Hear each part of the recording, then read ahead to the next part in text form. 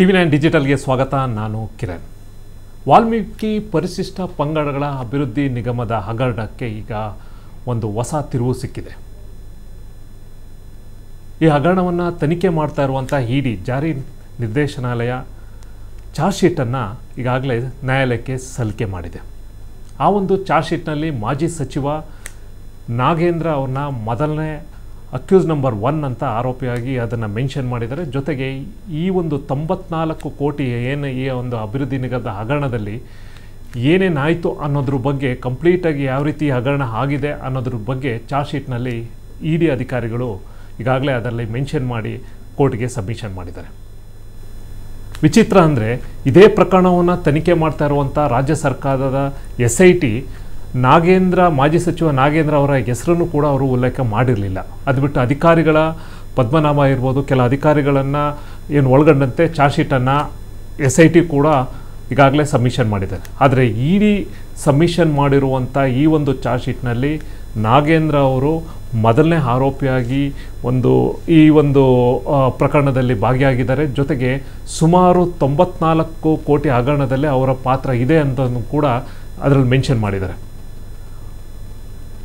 ವಿಶೇಷ ಅಂದರೆ ಈ ಒಂದು 5 ಕೋಟಿ ಸುಮಾರು ಅವರ ವೈಯಕ್ತಿಕ ಖರ್ಚಿಗೆ ಅವರು ಬಳಕೆ ಮಾಡ್ಕೊಂಡಿದ್ದಾರೆ. ಇನ್ನು ಉಳಿದಂತೆ ಸುಮಾರು 20 ಕೋಟಿಯನ್ನು ಏನು ಇತ್ತೀಚೆಗೆ ನಡೆದಂಥ ಬಳ್ಳಾರಿ ಲೋಕಸಭಾ ಚುನಾವಣೆಗೆ ಬಳಕೆ ಮಾಡಲಾಗಿತ್ತು ಅಂತಲೂ ಕೂಡ ಅದರಲ್ಲಿ ಉಲ್ಲೇಖ ಮಾಡಿದ್ದಾರೆ. ನಾಗೇಂದ್ರ ಅವರು ಸುಮಾರು 20 ಕೋಟಿಗೂ ಹೆಚ್ಚು ಹಣವನ್ನು ಆ ಒಂದು ಎಲೆಕ್ಷನ್ಗೆ ಅದು ಲಿಕ್ಕರ್ಗೆ ಪರ್ಚೇಸ್ ಮಾಡೋಕ್ಕಿರ್ಬೋದು, ಹಣ ಕೊಡೋಕ್ಕಿರ್ಬೋದು, ಅದನ್ನು ಬಳಕೆ ಮಾಡ್ಕೊಂಡಿದ್ದಾರೆ. ಇದೇ ಒಂದು ಅಭಿವೃದ್ಧಿ ನಿಗಮದಲ್ಲಿ ಇದ್ದಂಥ ಹಣವನ್ನು ಅವರು ಚುನಾವಣೆ ವೆಚ್ಚಕ್ಕೆ ಬಳಸ್ಕೊಂಡಿದ್ದಾರೆ ಅನ್ನೋದನ್ನು ಕೂಡ ಈಗಾಗಲೇ ಅದರಲ್ಲಿ ಮೆನ್ಷನ್ ಮಾಡಿದ್ದಾರೆ. ಸುಮಾರು 4700 ಪುಟಗಳ ಒಳಗೊಂಡಂತೆ ಇರುವಂಥ ಈ ಒಂದು ಚಾರ್ಜ್ನಲ್ಲಿ ಸುಮಾರು 15ಕ್ಕೂ ಹೆಚ್ಚು ಸಾಕ್ಷಿಗಳು ಮುಖ್ಯವಾಗಿ ಅಂದರೆ ಐ ವಿಟ್ನೆಸ್ ಇರ್ಬೋದು, ಅದಕ್ಕೆ ಟೆಕ್ನಿಕಲ್ ಎವಿಡೆನ್ಸ್ ಇರ್ಬೋದು, ಎಲ್ಲವನ್ನೂ ಕೂಡ ಅದರಲ್ಲಿ ಮೆನ್ಷನ್ ಮಾಡಿದ್ದಾರೆ. ಒಟ್ಟಾರೆ ಇದೀಗ ಈ ಒಂದು ಪ್ರಕರಣದಲ್ಲಿ ನಾಗೇಂದ್ರ ಅಲ್ಲದಲ್ಲೇ ಇನ್ನೂ ಕೆಲ ಅಧಿಕಾರಿಗಳು ಅಂದರೆ ಅಭಿವೃದ್ಧಿ ನಿಗಮದ MD ಇರ್ಬೋದು, ಬೇರೆ ಬೇರೆ ಅಧಿಕಾರಿಗಳನ್ನು ಕೂಡ ಕೆಲವರು ಹೆಸರನ್ನು ಕೂಡ ಮೆನ್ಷನ್ ಮಾಡಿ ಅವರ ಪಾತ್ರ ಏನು ಈ ಒಂದು ಹಗರಣದಲ್ಲಿ ಅನ್ನೋದು ಕೂಡ ಮೆನ್ಷನ್ ಮಾಡಿದ್ದಾರೆ. ಇನ್ನು ಈಗಾಗಲೇ ಜೈಲಿನಲ್ಲಿರುವಂಥ ನಾಗೇಂದ್ರ ಅವರು ಈ ಒಂದು ಚಾರ್ಜ್ ಶೀಟ್ ನಂತರ ಬೇಲ್ಗೆ ಬಹುಶಃ ಮೂವ್ ಮಾಡ್ತಾರೆ. ಯಾಕೆಂದರೆ ಇಲ್ಲಿವರೆಗೂ ಕೂಡ ಅವರು ಬೇಲ್ಗೆ ಮೂವ್ ಮಾಡಿರಲಿಲ್ಲ. ಇನ್ನು ಮುಂದೆ ಅಂದರೆ ಚಾರ್ಜ್ ಶೀಟ್ ಹಾಕೋವರೆಗೂ ಬಹುಶಃ ವೆಯ್ಟ್ ಮಾಡ್ತಾಯಿದ್ರು. ಇನ್ನು ಮುಂದೆ ಅವರು ಬೇಲ್ಗೆ ಮೂವ್ ಮಾಡುವಂಥ ಸಾಧ್ಯತೆಗಳು ಜಾಸ್ತಿ ಇದೆ. ಇನ್ನೂ ಈ ಪ್ರಕರಣದಲ್ಲಿ ಇಡಿ ಅವರು ಹೇಳೋ ಪ್ರಕಾರ ಇನ್ನೂ ಕೂಡ ಈಗ ಹಾಕಿರುವಂಥ ಚಾರ್ಜ್ ಶೀಟು ಪ್ರಾಥಮಿಕ ಚಾರ್ಜ್ ಶೀಟ್ ಆಗಿದೆ, ಇನ್ನೂ ಕೂಡ ತನಿಖೆ ಹಂತದಲ್ಲಿದೆ. ಇನ್ನೂ ಸಾಕಷ್ಟು ಅದಕ್ಕೆ ಕೆಲವೊಂದು ಡಾಕ್ಯುಮೆಂಟ್ಸ್ ಕೂಡ ಅವರಿಗೆ ಬರಬೇಕಾಗಿದೆ.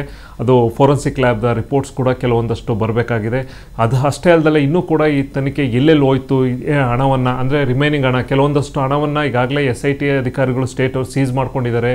ವೆಹಿಕಲ್ ಪರ್ಚೇಸ್ ಮಾಡಿದರು ಕೆಲವೊಬ್ಬರು ಸತ್ಯನಾರಾಯಣ ಅಂತ, ಅವ್ರದ್ದು ಕೂಡ ವೆಹಿಕಲ್ಸ್ಗಳನ್ನೆಲ್ಲ ಕೂಡ ಒಂದಷ್ಟು SIT ಅಧಿಕಾರಿಗಳು ಕೂಡ ಸೀಸ್ ಮಾಡ್ಕೊಂಡಿದ್ದಾರೆ. ಹಣ ಕ್ಯಾಶನ್ನು ಕೂಡ ಸೀಸ್ ಮಾಡ್ಕೊಂಡಿದ್ದಾರೆ. ಇನ್ನು ನಾಗೇಂದ್ರ ಕಡೆಯಿಂದನೂ ಕೂಡ ಇಡಿ ಅಧಿಕಾರಿಗಳು ಅಂದರೆ ಕೇಂದ್ರ ಹಾಗೂ ರಾಜ್ಯ ಸರ್ಕಾರ ಏಜೆನ್ಸಿಗಳು ಪ್ರತ್ಯೇಕವಾಗಿ ಈ ಒಂದು ಪ್ರಕರಣವನ್ನು ತನಿಖೆ ಮಾಡ್ತಾ ಇರೋದ್ರಿಂದ ಎಲ್ಲೋ ಒಂದು ಕಡೆ ಪೈಪೋಟಿಗೆ ಶುರು ಆಗ್ಬಿಟ್ಟಿದೆ. ಈಗ ನಾಗೇಂದ್ರ ಅವರ ಹೆಸರನ್ನು SIT ಅಧಿಕಾರಿಗಳು ಯಾಕೆ ಮೆನ್ಷನ್ ಮಾಡಿಲ್ಲ, ಅವರ ಪಾತ್ರ ಅವರ ತನಿಖೆಯಲ್ಲಿ ಇಲ್ಲ ಅಂತ ಅವರು ಹೇಳಿದರೆ, ಇಲ್ಲಿ ನಾಗೇಂದ್ರ ಅವರೇ ಪ್ರಮುಖ ಅಂದರೆ ಅಕ್ಯೂಸ್ ನಂಬರ್ 1 ಅವರ ಡೈರೆಕ್ಷನ್ಸಲ್ಲೇ ಈ ಒಂದು ಹಗರಣ ಆಗಿದೆ ಅನ್ನೋದನ್ನು ಕೂಡ ಮೆನ್ಷನ್ ಮಾಡಿದ್ದಾರೆ. ಇನ್ನು ಈ ಒಂದು ಇಡಿ ಅಧಿಕಾರಿಗಳು ತನಿಖೆ ಮಾಡ್ತಾ ಇರೋದ್ರಲ್ಲಿ ಇನ್ನೂ ಯಾರ್ಯಾರು ಇದರಲ್ಲಿ ಭಾಗಿಯಾಗಿದ್ದಾರೆ, ಇನ್ನೂ ಕೂಡ ಕೆಲವೊಂದಷ್ಟು ಅಕ್ಯೂಸ್ಗಳನ್ನ ಅರೆಸ್ಟ್ ಮಾಡಬೇಕು, ಕೆಲವೊಂದಷ್ಟು ಡಾಕ್ಯುಮೆಂಟ್ಸ್ಗಳನ್ನ ಕೂಡ ಅಟ್ಯಾಚ್ ಮಾಡಬೇಕು ಅನ್ನೋದನ್ನು ಕೂಡ ಅವರು ಮೆನ್ಷನ್ ಮಾಡಿದ್ದಾರೆ. ಈಗ ನ್ಯಾಯಾಲಯಕ್ಕೆ ಸಲ್ಲಿಸಿರುವಂಥ ದೋಷಾರೋಪ ಪಟ್ಟಿ ಏನಿದೆ, ಇನ್ನು ಮುಂದಿನ ಹಂತದಲ್ಲಿ ಒಂದು ಟ್ರಯಲ್ ಕೂಡ ಒಂದು ಹಂತದಲ್ಲಿ ಶುರು ಆಗುತ್ತೆ, ತನಿಖೆ ಇನ್ನೊಂದು ಕಡೆ ನಡೀತಾ ಇರುತ್ತೆ. Thank you.